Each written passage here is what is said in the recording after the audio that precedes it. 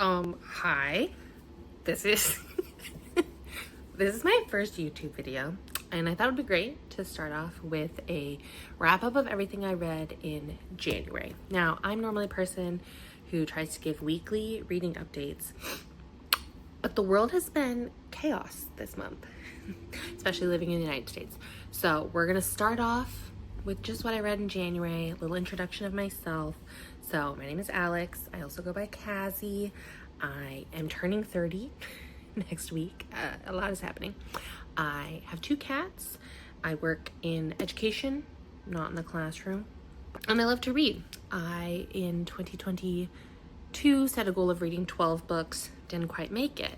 2023, I was like, that's my same goal. Something clicked. I read 175. Last year, I read 182. And so this year, in 2025, my goal is 150, just in case something happens.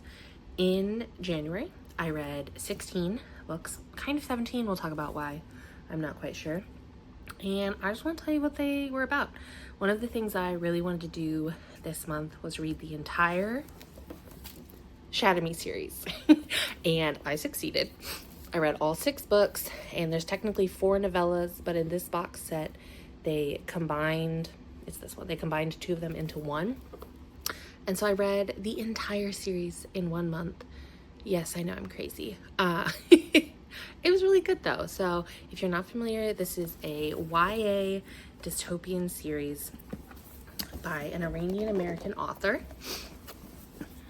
And we start with Shatter Me, where you get to know Juliet and her kind of not so great life. And she's living in an insane asylum, well, an asylum. They don't say it's an insane asylum, but an asylum.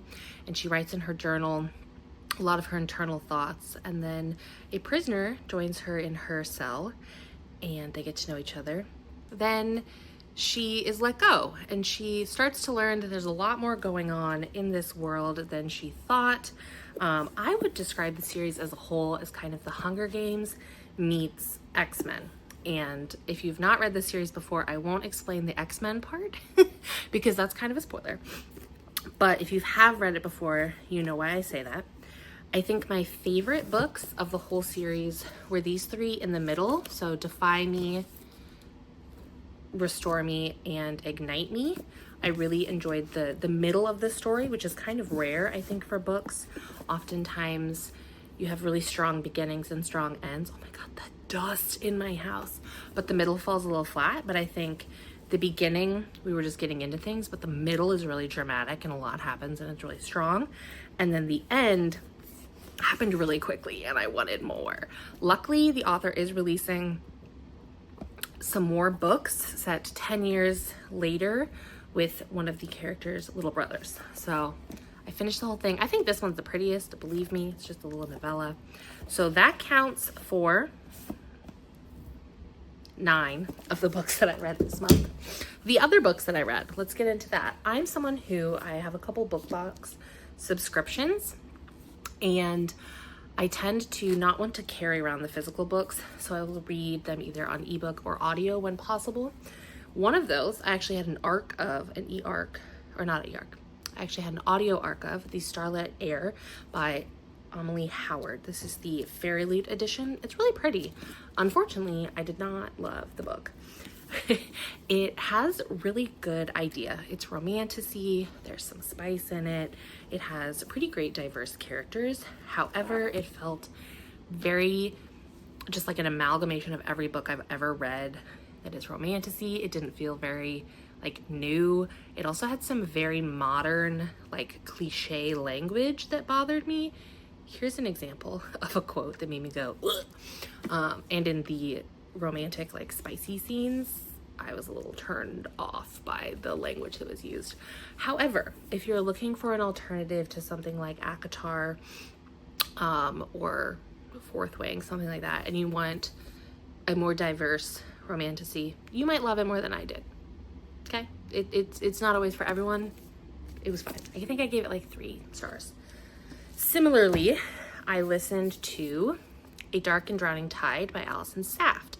Now, I did also read her other book that came out recently, A Fragile Enchantment. I liked A Fragile Enchantment. That felt like Bridgerton meets fairies or fae.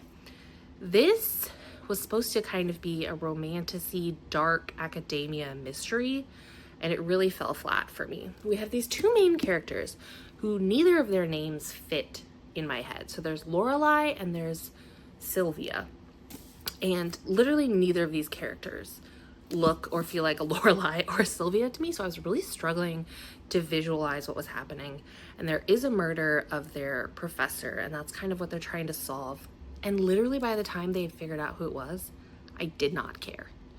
So not great.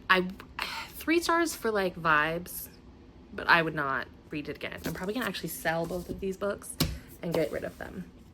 Then I did partake in the mass reading of Onyx Storm, like every other person in like America that looks like me. I thought it was better than Iron Flame. I am someone who, I read Fourth Wing, I was like definitely on the hype train, found out everything about Rebecca Yarros, read Iron Flame, I was like, that was fine. I read Onyx Storm and I was like, okay, she's redeeming herself a little bit in terms of writing. I still don't really give her the time of day in promoting that I'm reading this though. So that's all you get.